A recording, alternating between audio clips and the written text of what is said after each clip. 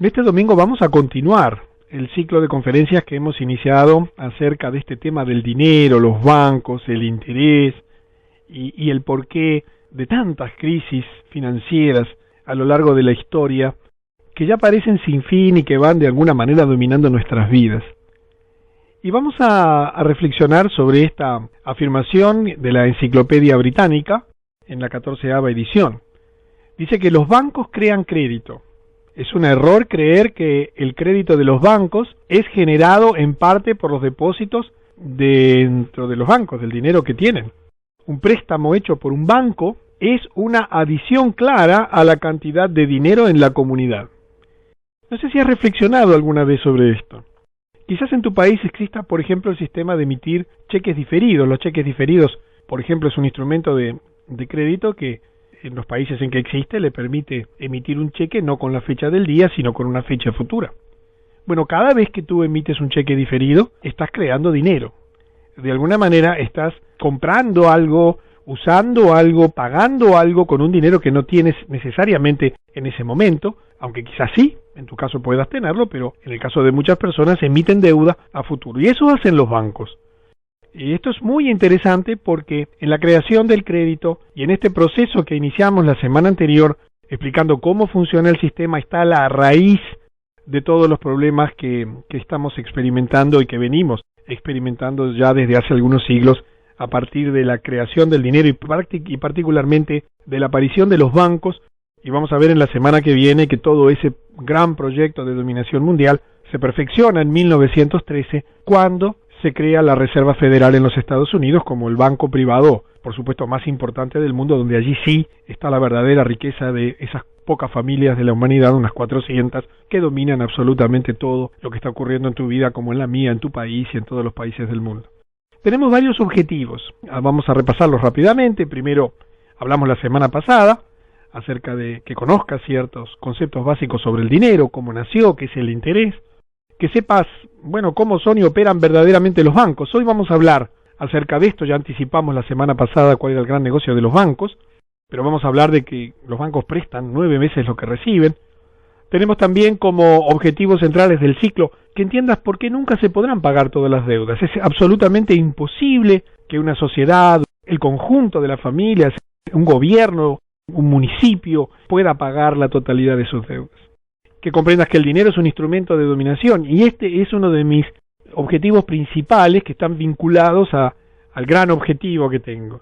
Tú tienes que entender que el dinero es un instrumento de dominación. No fue creado, mejor dicho, fue creado con un uso, después lo vamos a recordar según hablamos la semana anterior, pero hoy tiene un uso absolutamente perverso. Es el gran instrumento de dominación mundial, muy superior a las bombas nucleares, muy superior a las amenazas militares. Es el gran instrumento que tiene un conjunto de familias y de personas que se consideran a sí mismos, lo vamos a ver la semana siguiente, como parte de un grupo superior, de una clase dominante que tiene el derecho a establecer inclusive quiénes pueden vivir en este planeta. Y es el sistema o el mecanismo que permite el verdadero control sobre los gobiernos y las organizaciones, las empresas y demás. Pero todo esto tiene como finalidad que a partir de esta información tú tengas conciencia para que tomes decisiones más adecuadas. ¿Qué hacer de aquí en adelante? ¿Qué hacer y cómo prepararse para el momento en que no exista más el dinero? La próxima gran movida es eliminar el dinero físico. En poquitos años ya lo vas a ver. Y bueno, ¿y qué acciones posibles tenemos para enfrentar esta situación? Cosa que intentaremos ver la semana próxima. Y repasando rápidamente lo que vimos en sus conceptos principales, en un momento no había dinero, y antes del dinero, recuerdas que hablamos que existía el mercado como un lugar físico donde en base al trueque las personas intercambiaban sus excedentes de producción en ese lugar a través de justamente asignarle un valor personal basado en las costumbres, en las ideas que cada uno tenía. Las cosas empezaron a complicar porque en la medida que fueron avanzando la población en cantidad y la tecnología permitió mayor producción de bienes y entonces fue necesario solucionar un problema central: cuánto valían las cosas, asignar precios relativos para permitir un intercambio más fluido, y allí surge el concepto del dinero. El dinero como instrumento útil inicialmente, como un instrumento extraordinario acuñado inicialmente bajo la forma de monedas, que permitía darle valor relativo a las cosas, que tú pudieras saber cuánto valía tu vaca en relación a otro tipo de productos, o cuánto valía tus productos agrícolas en base a ciertas valoraciones que había allí en el mercado. Esa instrumentación fue inicialmente con monedas de oro, y naturalmente, ¿quiénes manejaban el oro? Y los orfebres eran los que tenían la capacidad de hacer acuñaciones de esa moneda, y allí nace el dinero. Inicialmente como un instrumento de fijación de precios, de asignar un valor relativo para intercambio de productos, pero la perversidad del sistema hizo que quienes comenzaran a descubrir en él una potencialidad absolutamente extraordinaria. Utilizarlo como un producto, como un elemento de dominación y de crecimiento de una clase dirigente oculta, absolutamente oculta. Hoy vamos a ver mucho de eso. Y así nace el dinero.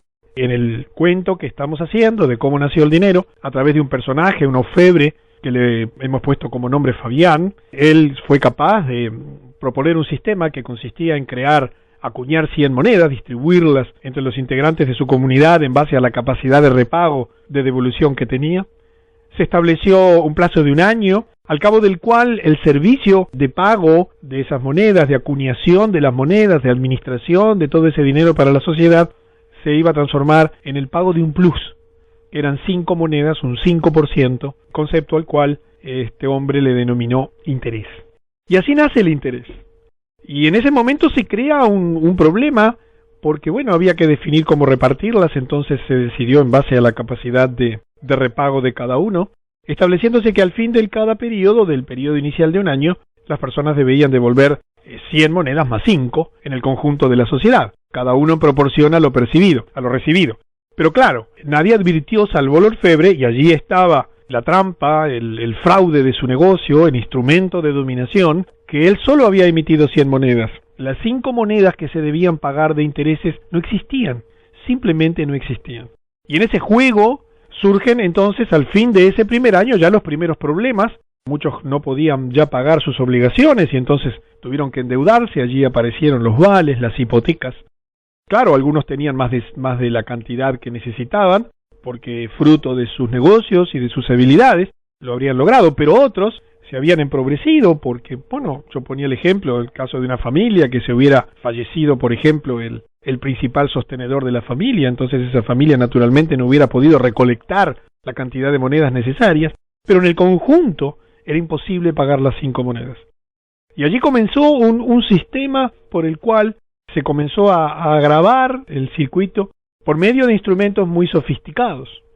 Por ejemplo, a este orfebre se le ocurrió la posibilidad de que la gente depositara en él las monedas para no andar con el riesgo de tenerlas físicamente expuestos al robo o a la pérdida. Y entonces allí surge la idea de hacer una caja fuerte en su casa, y mucha gente le empezó a llevar monedas y él extendía certificados de depósito de esas monedas, recibos, que a su vez se comenzaron a utilizar como un medio de pago, porque comenzaron a servir para que algunas personas pudieran pagar compras de nuevos productos o inversiones, debido a que estaban respaldados por el oro que había en la caja de este primer gran banquero, al cual hemos denominado Fabián. Y simultáneamente con los servicios bancarios, nace el gran negocio de los bancos, basado en una idea que estaba en la base del sistema y que era justamente la gran trampa, como yo te decía, la gran jugada de todo esto, y estaba basada en este concepto. Es verdad, el oro que tengo allí en garantía, porque él lo había acuñado y lo había entregado, pero lo estaba recibiendo de vuelta, bajo la forma de pagos y otras, y depósitos de ese dinero, no es mío, pero está en mi posesión, que en definitiva es todo lo que importa. Y de allí a extender el concepto de comenzar a prestar dinero basado en el oro, inicialmente con mucha cautela, comenzó a entregar monedas que no eran de él, eran de otros, porque él advirtió que no todo el mundo reclamaba las monedas, sino que tan solo un 10% de las personas preguntaba, retiraba para tener esas monedas en efectivo. Y allí entonces comienza un sistema de prestar lo que no era de él. Tenía un límite que estaba dado por la cantidad de requisitos que él tenía que guardar, la cantidad de monedas que él tenía que tener disponible para atender los reclamos de los dueños que podían volver a pedir las monedas.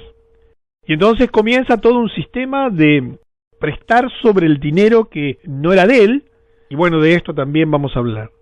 La fama de este hombre y su riqueza comenzó a extenderse, otros orfebres comenzaron a interesarse en el tema, y él ayudó a esos orfebres a manejar sus propios negocios en sus ciudades, en sus lugares, a cambio de constituir una sociedad secreta, de no informar, y nace entonces la sociedad de los bancos. Era obvio que si su plan fuera expuesto, el esquema fallaría. Así que acordaron formar su propia alianza secreta.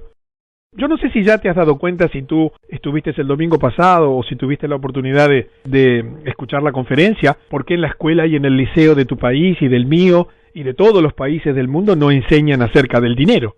¿Para qué te van a instruir acerca del dinero en estos términos? Porque de ese modo tú podrías entender cuál es la naturaleza verdadera de toda esta situación. En este repaso breve que hemos hecho no debemos o no podemos extendernos más por el tiempo que disponemos hoy, y vamos entonces a continuar la historia.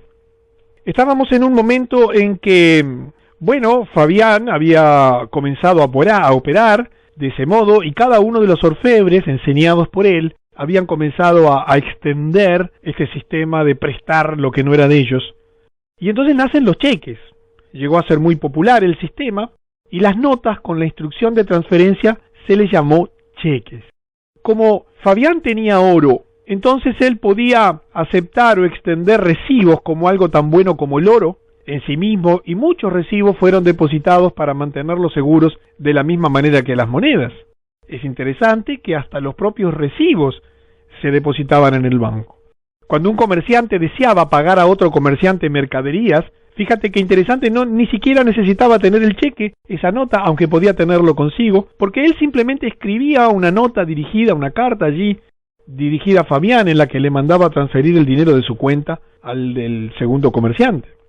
Y Fabián, a él le tomaba solamente algunos minutos ajustar los números en el libro, y entonces comienza un instrumento de pago absolutamente extraordinario, donde, claro, el único que sabía que todas esas notas, o muchas de ellas, no tenían respaldo en las monedas, era él. Y de allí, a transformar esa riqueza en billetes, bueno, hubo un paso, que yo te lo voy a contar, bajo la forma de esta historia que estamos llevando adelante en estas conferencias. Los billetes.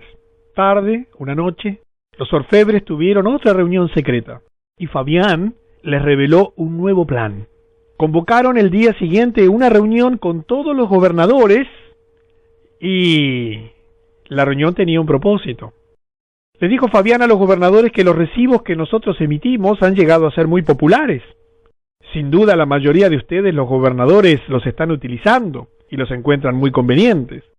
Te recuerdo que hasta ese entonces el gobierno era representado por algunas de las personas del propio pueblo, eran además elegidos con una finalidad muy especial: ajustar que no hubieran abuso de derechos entre las personas. Por supuesto que no había servicios públicos como hoy los consideramos, no tenían deudas, no tenían grandes edificios en ese momento porque su función era muy limitada. Y claro, ellos habían visto la popularidad del dinero, sus ciudades y sus regiones comenzaban a desarrollarse por una mayor actividad que permitía este instrumento, así que estuvieron de acuerdo. Estaban de acuerdo, pero no entendían muy bien cuál era el problema que le estaba planteando Fabián. Entonces dijo, bueno, algunos recibos están siendo copiados por falsificadores. Esta práctica se debe parar. Y allí fue la excusa perfecta para el planteo siguiente que dio nacimiento a los billetes. Los gobernadores se alarmaron. ¿Qué podemos hacer?, preguntaron, para evitar la falsificación. Fabián contestó, mi sugerencia es, primero que todo, hagamos que sea el trabajo del gobierno el imprimir nuestras notas en un papel especial, con diseños muy intrincados, y entonces cada nota se firmará por el principal gobernador. Las notas las llamaremos billetes. Interesante proyecto, ¿verdad? Los orfebres estaremos felices de pagar los costos de la impresión. Fíjase qué linda propuesta. Ni siquiera los gobiernos tenían que pagar la imprenta. Pues nos ahorrará mucho tiempo, mucho del tiempo que pasamos escribiendo nuestros recibos. Y con algo tan sencillo podemos ejemplificar cómo los billetes comenzaron a circular. La idea, por supuesto, sonaba bien, y sin pensarlo mucho comenzó la impresión, allí en billetes flamantes, nuevos, con dibujos muy atractivos. Cada billete tenía un valor impreso de 1, 2, de 5, de 10, etcétera. Y bueno, los orfebres se encargaban naturalmente de los pagos. Fíjate que habían detalles interesantes. Los billetes eran mucho más fáciles de transportar, y rápidamente fueron aceptados por la gente. A pesar de la popularidad, se comenzó a notar que eran usados solamente para el 10% de las transacciones. Los registros mostraban que el sistema de cheque, de esas notas, era usado por el 90% de todos los negocios. Claro, razones de seguridad, posibilidades de extravío, hacían que se comenzara a utilizar como modo de pago, de trabajo, la instrumentación de valores que no eran los billetes. Así que dijo Fabián y completó el proyecto, aclarando que, en segundo lugar, hay algunas personas que han hecho excavaciones y están haciendo sus propias monedas de oro. Había que cerrar el círculo, primero estableciendo billetes que sustituyeran las notas con aprobación y marca del gobierno. Sugiero que emitan una ley para que cualquier persona que encuentre pepitas de oro deba entregarlas. Por supuesto, será pagado con billetes y monedas. Y de ese modo comenzaron a apretar el círculo para hacer de su actividad oculta, porque ya ni siquiera emitían, sino que el gobierno lo hacía, pasando la responsabilidad de la emisión del gobierno, del dinero en apariencia al gobierno, pero ellos mantenían la imprenta. Y recuerda este detalle, porque cuando lleguemos las semanas que viene a la Reserva Federal, este es un detalle central. Como yo te decía, los billetes eran mucho más fáciles de transportar, rápidamente fueron aceptados por la gente y se notó que a pesar de la popularidad, en realidad para las transacciones, del total de transacciones solo el 10% se hacía con billetes, porque el resto en realidad se utilizaban esas notas, los cheques y los instrumentos de pago que se iban creando. Y así la economía crece. Imagínate, como te decíamos en la semana anterior, el dinero era maravilloso, generador de riqueza, generador de posibilidades para la gente.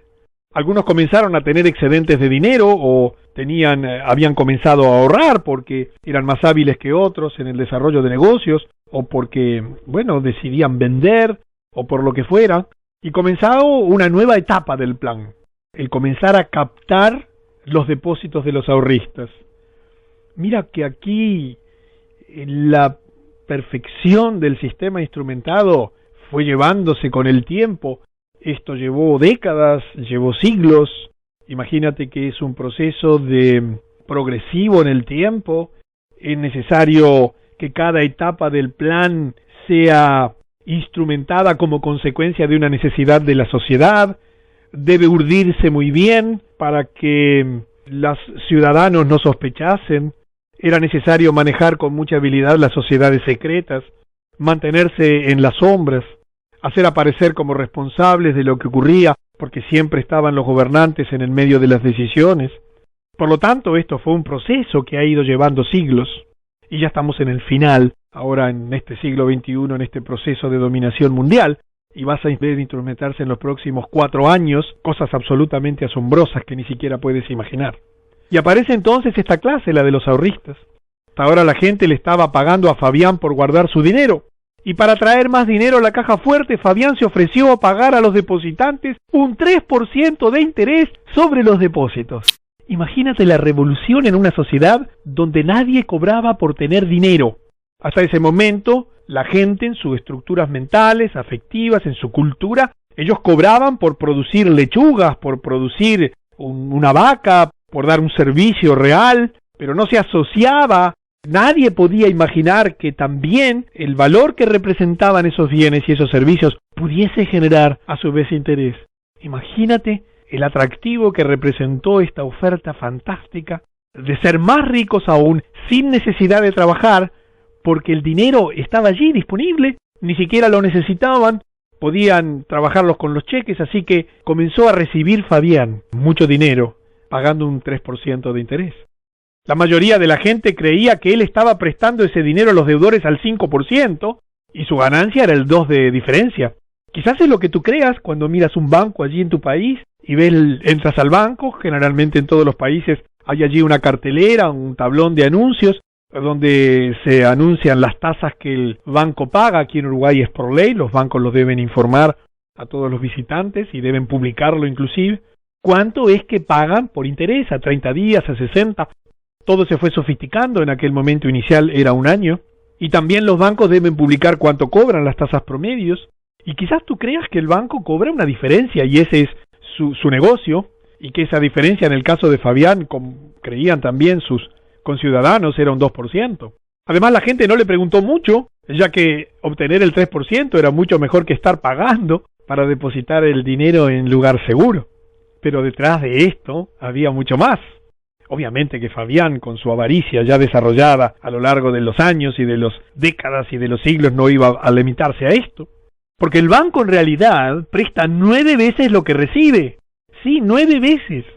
Fíjate que la cantidad de ahorros creció y con el dinero adicional en las bóvedas, Fabián podía prestar 200, 300, 400, hasta 900 por cada 100 en billetes y monedas que mantenían en depósito. Pero él debía ser cuidadoso. Recuerda que él no debía exceder ese factor de 9 a 1, ya que una persona de cada 10 le requería retirar el depósito para usar su dinero. Si no había suficiente dinero disponible cuando alguien se lo requería, la gente hubiera comenzado a sospechar, ya que las libretas de depósito mostraban exactamente cuánto había depositado. Qué interesante esto, ¿verdad? Porque todo el sistema comienza a basarse, y ya te vas dando cuenta, en un concepto de confianza, credibilidad. Por eso te he puesto aquí este billete, con la nariz de Pinocho, porque el sistema era en sí mismo absolutamente falso y fraudulento desde su inicio. Y acá vamos a hablar entonces del famoso spread. ¿Qué es el spread? Esto, la diferencia entre lo que el banco paga y lo que el banco cobra. Pero ¿cuánto ganan los bancos en realidad? Aquí voy a tener que hacer un poco de números, te voy a pedir que me disculpes. He tratado de reducir al mínimo los conceptos, se requieren números. Más allá de esto, sobre los 900 que él había prestado y estaba prestando, guardaba 100, ¿recuerdas? En asientos contables, escribiendo cheques él mismo, él podía demandar hasta 45 pesos de interés. O sea, él recibía 100 y prestaba 900. Los 900 le daban un 5%, o sea, 45 de ganancia. Cuando el préstamo más los intereses eran devueltos, 945, los 900 se cancelaban en la columna de débitos y Fabián se guardaba para él los 45 de interés.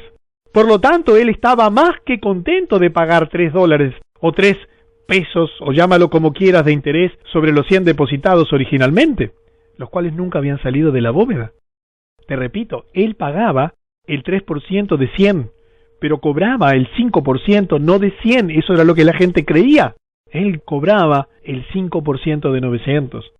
Esto significaba que por cada 100 que mantenía en depósito, era posible obtener un 42% de ganancia, mientras la mayoría de la gente pensaba que él solo ganaba el 2%.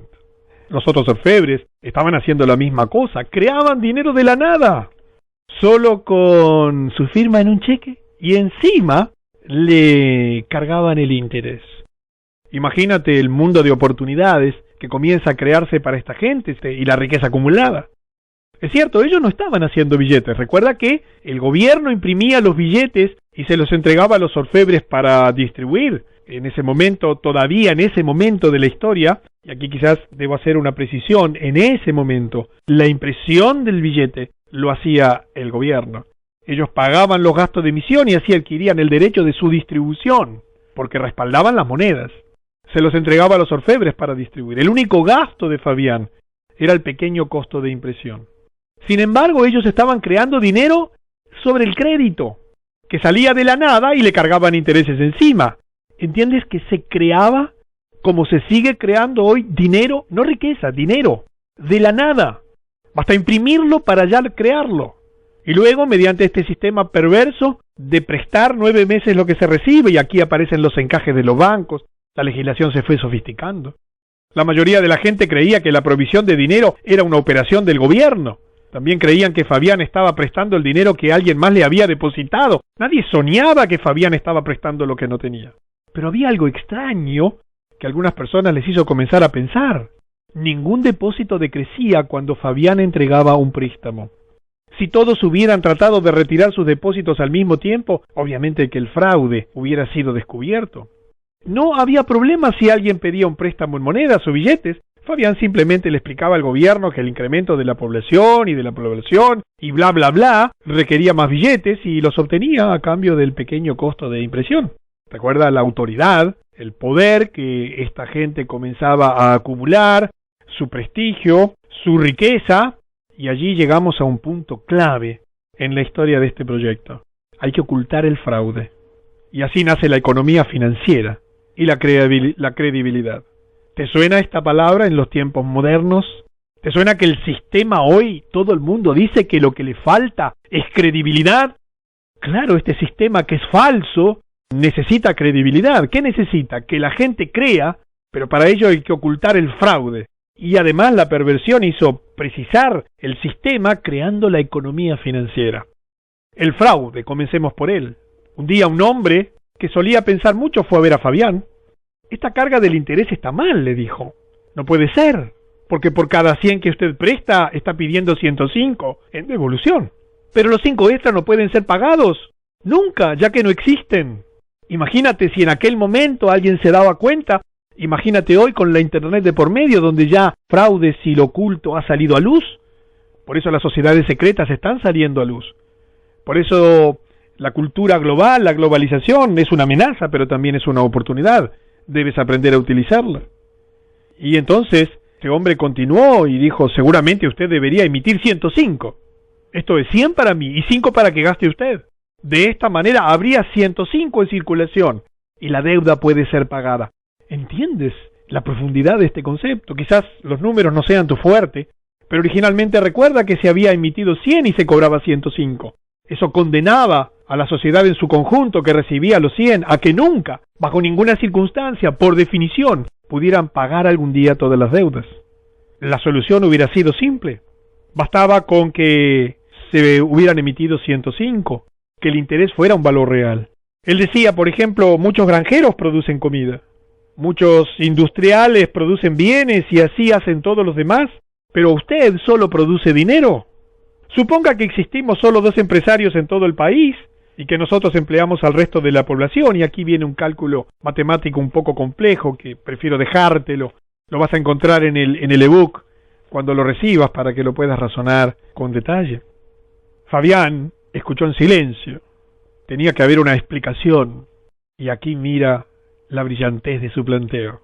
Escuchó en silencio y finalmente con autoridad dijo: la economía financiera es un tema muy profundo, amigo. Toma años de estudio. Déjeme a mí preocuparme por estos asuntos y usted, preocúpese por los suyos. Y esta frase te va a sonar muy conocida. Seguramente tu ministro de Economía la debe decir muy frecuentemente. Usted debe volverse más eficiente. Incremente su producción. Baje sus gastos. Conviértase en un mejor empresario. Siempre estaré dispuesto a ayudarlo en esos asuntos.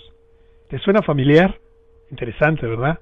Aquí aparece la economía financiera. Había que comenzar a redondear el fraude, mantenerlo oculto, hacer que fuera compartido por la sociedad de los orfebres, los verdaderos dueños, y hubo que redondearlo con un concepto que hoy está en el tapete: la credibilidad. El hombre se fue sin estar convencido. Este hombre es de aquellos que ha creado esta información que te estoy dando. Pertenece al mismo grupo de aquellos que han publicado libros que te van a asombrar y que encontrarás en la web, tendrás disponible el domingo próximo. Había algo mal con las operaciones de Fabián, y él sentía que su pregunta había sido contestada con evasividad. Pero claro, en aquel momento, imagínate, la posibilidad de comunicación, de información, era reducida. Sin embargo, la mayoría de la gente respetaba la palabra de Fabián. Él es experto. Los otros deben estar equivocados. Miren cómo se desarrolló el país, cómo se incrementó nuestra producción. Mejor dejemos que él maneje estos temas. Pasa lo mismo en tu sociedad. Aparecen los expertos en finanzas, aparece toda una categoría de personas que empieza a justificar lo injustificable. Y esto empieza a generar un problema central en la economía, que es la constante alza de precios. Y vamos a reflexionar algunos instantes en por qué en tu país, en el mío, en el mundo entero, desde hace siglos se ve un alza de precios que se va acumulando, que es inflacionaria, exponencial, que afecta a todos los gobiernos, a todos los países, en mayor o menor medida. Bueno, veamos por qué. Para pagar los intereses sobre los préstamos que habían pedido, los comerciantes tuvieron que elevar sus precios. Claro, si ese dinero no estaba en circulación, ¿de dónde lo iban a sacar? Los asalariados entonces se quejaron de que los sueldos eran muy bajos. Al subir los precios podían comprar menos bienes con su salario. Los empresarios se negaron a pagar mayores salarios, diciendo que quebrarían. Un razonamiento totalmente lógico. Los granjeros no podían obtener precios justos por su producción. Las amas de casa se quejaban de que los alimentos estaban muy caros. ¿Te suena familiar? Y claro, si es el mismo proyecto. Y entonces comienzan las protestas y nacen las huelgas. Algunas personas se declararon en huelga, algo de lo que nunca antes se había oído hablar. Otros habían sido golpeados por la pobreza y sus amigos y parientes no tenían dinero para ayudarlos. La sociedad comienza a sufrir los efectos de un proyecto que había comenzado hacía siglos y que tenía que ver con la perversidad de un sistema que endeudaba a todo el mundo porque el sistema en su conjunto era un instrumento de dominación. Y en ese discutir de la sociedad, y en ese comenzar a tratar de entender lo inentendible porque el fraude se ocultaba, la economía financiera era un instrumento de tecnología sofisticada, hacía aparecer los conceptos y conocimientos como lejanos al hombre común, donde la credibilidad comienza a instrumentarse en base a sistemas que después te voy a comentar. Entonces comienza este proceso. El hombre comienza a olvidarse de la verdadera riqueza. Y viva el dinero y los bancos. La mayoría había olvidado la riqueza real alrededor de ellos, las tierras fértiles, los grandes bosques, los minerales y el ganado, que eran lo que se transaban en el mercado y que dieron origen al dinero nada más que como un instrumento de medida. Pero solo podían pensar en el dinero. Las cosas habían cambiado, mientras que antes las personas dedicaban tiempo a mirar su producción y ver cómo la podían mejorar. Ahora el dinero ocupaba una gran parte de su vida. Había tiempo cada vez más escaso. Cada vez costaba más alcanzar esas 5 monedas que, por cierto, no existían. Parecía que siempre faltaba. Pero nunca cuestionaron el sistema bancario. Ellos creían que el gobierno lo manejaba. Ese era el secreto durante muchas décadas y durante muchos siglos. Nunca se les ocurrió pensar en el sistema bancario. El fraude funcionaba de manera extraordinaria. Algunos pocos habían juntado su dinero y formaron compañías de préstamos o compañías financieras. Habían ahorrado, tenían dinero, podían obtener 6% o más. De esta manera era mejor que el 3% que pagaba Fabián. Pero solo podían prestar el dinero que poseían, porque no integraban la sociedad secreta. Ellos no podían pedirle al gobierno que les emitiese dinero, porque no eran parte de la sociedad de Fabián. No tenían el poder de crear el dinero de la nada, simplemente escribiendo asientos contables en un libro. Estas compañías financieras, claro, comenzaron a preocupar a Fabián y a sus amigos. Así que rápidamente formaron sus propias compañías. En la mayoría de los casos compraron a las otras compañías antes de que se pusieran en marcha. En poco tiempo, y todas las compañías financieras les pertenecían o estaban controlados por ellos. Era necesario controlar absolutamente el sistema. No sé si te suena familiar. Las sociedades financieras era necesario ser controladas por este grupo que era el que verdaderamente dominaba la situación del dinero, la economía financiera.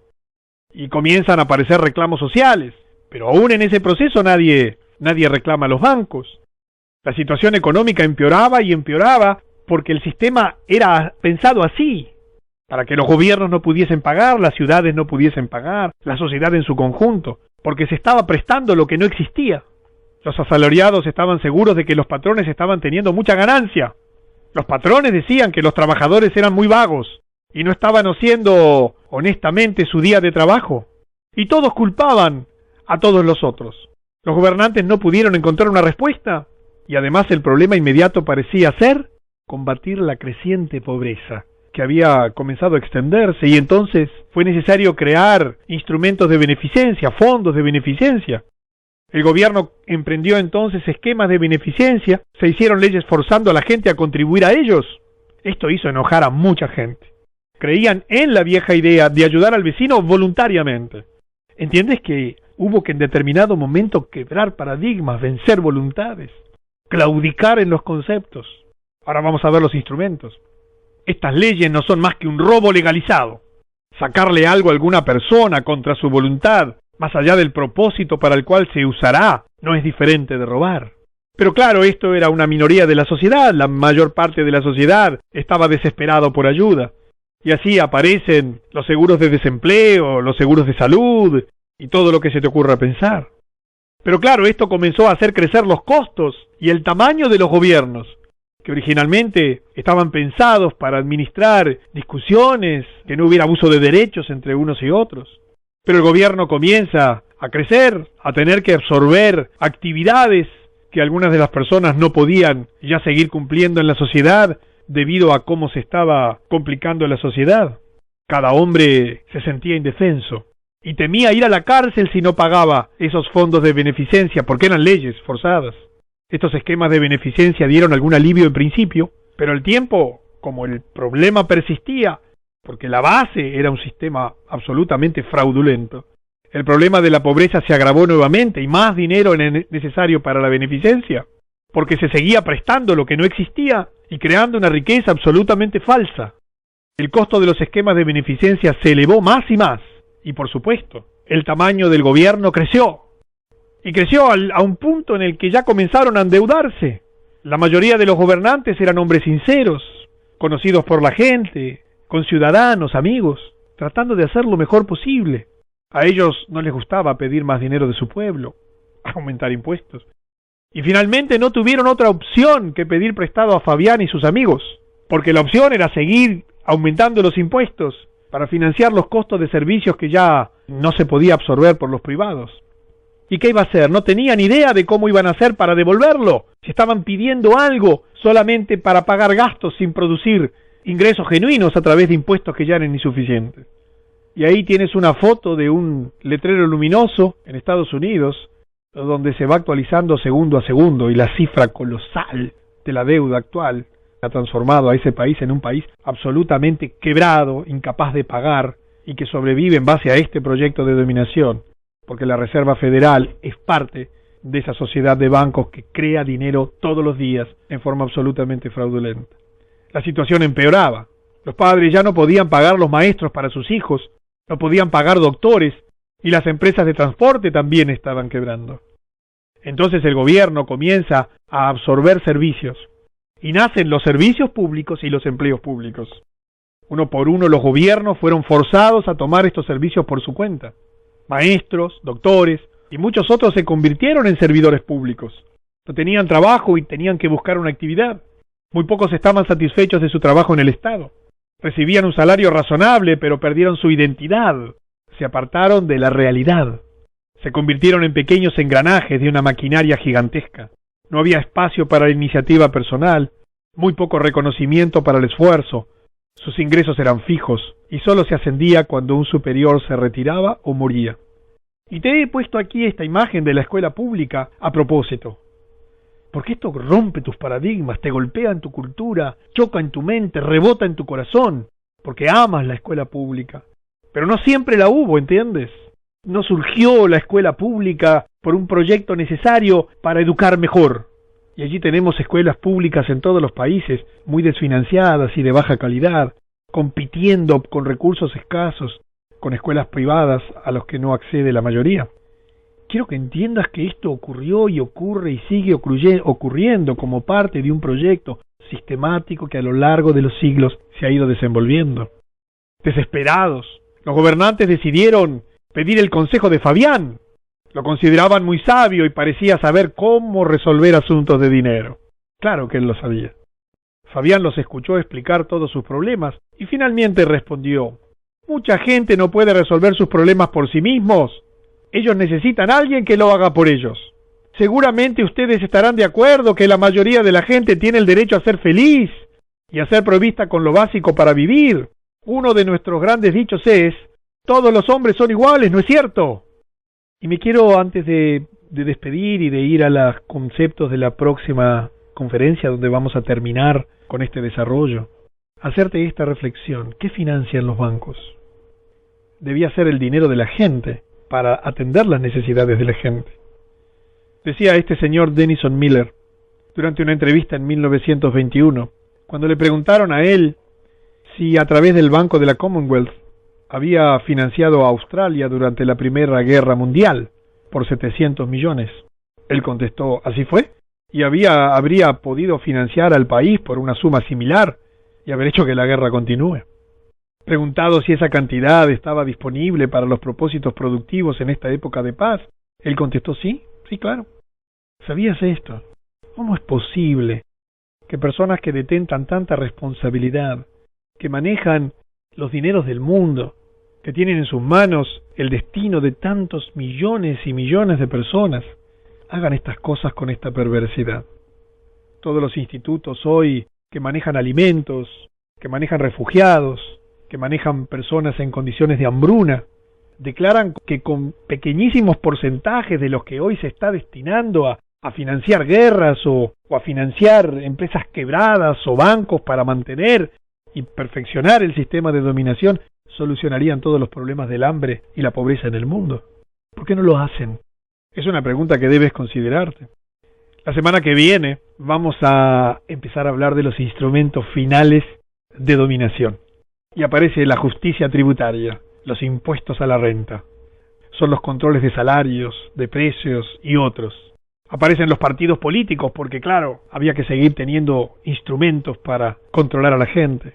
Los medios de distracción. Te hubiera puesto aquí los medios de difusión, que es la palabra que tú conoces, la CNN, la CBS, la no sé cuánto news y todos los primeros periódicos de tu ciudad y todos los canales de tu ciudad principales y de tu país.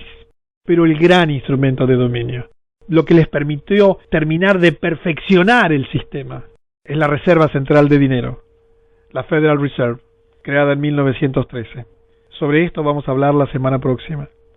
Yo quiero recordarte que este ciclo no tiene como finalidad que te vayas preocupado, muy por el contrario, que te levantes entusiasmado, que tengas conciencia de lo que está pasando, que no permitas que te engañen, que tengas conciencia de lo que debes hacer, que sepas quiénes integran ese grupo, que sepas salir de tus deudas, que no te endeudes por ningún motivo. Y te lo dice alguien que ha perdido todo su dinero y que se han endeudado en años anteriores por ignorar estas cosas, pero que está transformando su vida por estos conocimientos. Debes difundir esta información, ayudando a más y más personas, para que esto no continúe oculto y muchas personas pueden liberarse. Doy gracias a Dios por tu presencia aquí. Pido que te bendiga. Me siento muy responsable de esta información. Es muy conocida por mucha gente, pero es absolutamente desconocida por la gran mayoría de la sociedad.